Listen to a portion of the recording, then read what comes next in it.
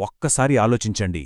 1000 సంవత్సరాల క్రితం కట్టిన ఒక గుడి, అది కేవలం ఒక కట్టడం కాదు, అప్పటి ఇంజనీరింగ్ అద్భుతమే కాదు, ఈనాటికి కొన్ని రాజకీయ రహస్యాలని, మూఢనమ్మకాలనే తనలో దాచుకుంది. అవును, మనం మాట్లాడుకోబోయేది తంజావూరులోని బృహదీశ్వరాలయం గురించే. సరే, అసలు విషయంలోకొద్దాం. ఈ ఆలయంలో అందర్నీ ఆశ్చర్యపరిచే ఒక పెద్ద మిస్టరీ ఉంది. అదేంటంటే దాని గోపురం. సుమారు 216 అడుగుల ఎత్తులో దానిపైన ఒకే ఒక పెద్ద రాయిని పెట్టారు. అది కూడా 1000 సంవత్సరాల క్రితం. అసలదెలా సాధ్యం? 80 టన్నులు అంటే ఊహించుకోవడానికే కష్టంగా ఉంది కదా. దీన్ని ఇంకొంచెం తేలిగ్గా చెప్పాలంటే సుమారుగా ఒక 12 పెద్ద ఏనుగుల్ని కలిపితే ఎంత బరువుంటుందో అంత బరువున్న ఒకే ఒక్క గ్రానైట్ రాయి అది. జస్ట్ ఇమాజిన్, అప్పట్లో దీన్ని ఎలా పైకి తీసుకెళ్ళుంటారు? అసాధ్యం అనిపించే ఈ ప్రశ్నకు సమాధానం ఆ కాలం నాటి చోళ సామ్రాజ్యంలో దాగి ఉంది. వాళ్ళ విజన్, వాళ్ళ దగ్గరున్న వనరులు అన్నీ కలిసి ఈ అద్భుతాన్ని సాధ్యం చేశాయి. ఈ ఆలయం 1000 సంవత్సరాల నాటిది, కాని ఆశ్చర్యపోయే విషయమేంటంటే దీన్ని కట్టడానికి పట్టింది కేవలం 6 ఏళ్లే. దీనికోసం వాడిన గ్రానైట్ని ఎక్కడ్నుంచో తెలుసా? 100 కిలోమీటర్ల దూరం నుంచి తెప్పించారు. అదిగాక ఇందులో సిమెంట్ వాడనే లేదు. రాళ్లని ఒకదానితో ఒకటి కలిపి ఇంటర్లాక్ చేసి కట్టేశారు. ఎంత అద్భుతమైన టెక్నిక్కో కదా. మరి క్రేన్లు లాంటివి లేని ఆ రోజుల్లో ఇంత పెద్ద రాళ్లని ఎలా పైకి తీసుకెళ్లారు? వాళ్లు వాడిన టెక్నిక్ చాలా సింపుల్, కాని దాని స్కేల మాత్రం చాలా పెద్దది. ఆలయం ఎంత పెద్దదో ఆ టెక్నిక్ కూడా అంతే పెద్దది. సో వాళ్ళు ఏం చేశారంటే, గుడి కట్టే కొద్దీ దాని చుట్టూ మట్టితో ఒక పెద్ద వాలు, అంటే ఒక ర్యాంప్ లాంటిది కట్టుకుంటూ వెళ్లారు. గుడి ఎంతెత్తుకు వెళ్తే ఆ ర్యాంప్ కూడా అంతెత్తుకు వెళ్లేది. ఇక దానిపైనుంచే ఏనుగులతో, మనుషులతో ఆ రాళ్లని పైకి లాగారు.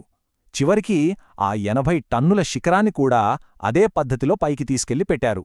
ఎంత సింపుల్, కాని ఎంత బ్రిలియంట్ ఐడియా! అయితే ఇంత పెద్ద పని చెయ్యాలంటే మామూలు విషయం కాదు. దానికి చోళ సామ్రాజ్యం తన పూర్తి బలాన్ని ఉపయోగించింది. చూడండి, వాళ్ల దగ్గర 9 లక్షల మంది సైనికులు, 60,000 ఏనుగులు ఉండేవట. అంటే వాళ్ల శక్తి ఎలాంటిదో మనం అర్థం చేసుకోవచ్చు. ఇది కేవలం వాళ్ల సైనిక బలం గురించే చెప్పట్లేదు. ఇంత పెద్ద ప్రాజెక్ట్ని ప్లాన్ చేసి సక్సెస్ఫుల్గా పూర్తి చేయగల వాళ్ల ఆర్గనైజేషనల్ స్కిల్స్ని కూడా చూపిస్తూ. సరే, ఇప్పటిదాకా మనం ఇంజనీరింగ్ అద్భుతం గురించి మాట్లాడుకున్నాం. కాని ఈ గుడి గొప్పతనం కేవలం రాళ్లని పేర్చడంలోనే లేదు. దాని వెనక ఉన్న గణితం, దాని వెనక ఉన్న సాంస్కృతిక లోతు, అదొక అద్భుతమైన కళాఖండం. ఇప్పుడు చూడండి, ఇక్కడుంది అసలైన మ్యాజిక్. ఈ ఆలయం కొలతలకి, తమిళ భాషలోని అక్షరాలకి ఒక సంబంధముంది. గోపురమెత్తు 216 అడుగులు కదా. తమిళంలో ఉయిర్ మే అక్షరాలు కూడా సరిగ్గా 216. అంతేకాదు, శివలింగం ఎత్తు 12 అడుగులు. తమిళంలో అచ్చులు అంటే ఉయిర్ అక్షరాలు 12. ఇక శివలింగం పీఠం ఎత్తు 18 అడుగులు. హల్లులు అంటే మెయ్ అక్షరాలు 18. ఇది చూస్తుంటే ఇది కేవలం కాకతాళీయంగా జరిగిందని అస్సలు అనిపించట్లేదు కదా. ఈ డీటెయిలింగ్ ఇక్కడితో ఆగిపోలేదు. ఇక్కడున్న కొన్ని స్తంభాలు సంగీతాన్ని కూడా పలుకుతాయి. అవును, ప్రతి స్తంభాన్ని తడితే ఒక్కో రకమైన శబ్దం వస్తుంది. అంటే ఈ మొత్తం గుడిని ఒక పవిత్రమైన సంగీత వాయిద్యంలా నిర్మించారన్నమాట. రాతిలోంచి సంగీతం ఎంత గొప్ప ఆలోచనో! ఇప్పటివరకు మనం ఇంజనీరింగ్, గణితం, వాస్తుశిల్పం గురించి మాట్లాడుకున్నాం.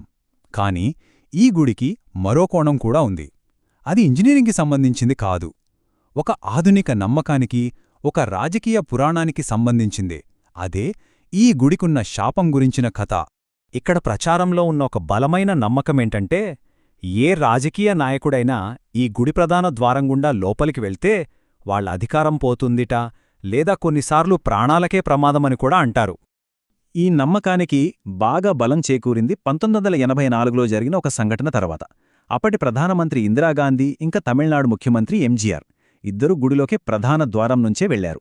వెళ్లిన కొద్ది వారాలకే ఇందిరాగాంధీ హత్యకు గురయ్యారు. అదే సంవత్సరం ఎంజీఆర్ కూడా తీవ్రమైన అనారోగ్యానికి గురయ్యారు. ఆ తర్వాత కొన్ని సంవత్సరాలకి ఆయన కూడా చనిపోయారు. ఈ 2 సంఘటనల తర్వాతే ఈ శాపం గురించిన కథ బాగా వ్యాపించింది. మరి ఇందులో నిజమెంతా? ఒకవైపు చూస్తే ఇందిరాగాంధీ, ఎంజీఆర్ విషయంలో జరిగింది వాస్తవం. ఈ నమ్మకం ఎంత బలంగా ఉందంటే 2010లో కరుణానిధి లాంటి నాయకులు కూడా ప్రధాన ద్వారం నుంచి వెళ్లడానికి ఇష్టపడలేదు.